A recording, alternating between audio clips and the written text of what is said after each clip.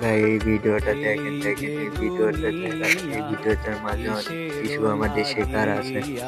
এই পৃথিবীতে বলে ভালোবাসা বলে কিছু নাই। কে বলেছে ভালোবাসা বলে কিছু নাই?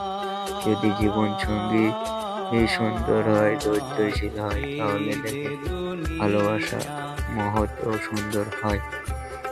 এই এই বৃদ্ধ মহিলা আর এই বৃদ্ধকে দেখে তা বোঝা যায় এদের মাঝে যে ভালোবাসা কতটুকু। দেখেন কেউ কাউকে ছেড়ে যায়নি, খেয়ে না খেয়ে দুজন দুজনের পাশে সব সময় ছিল।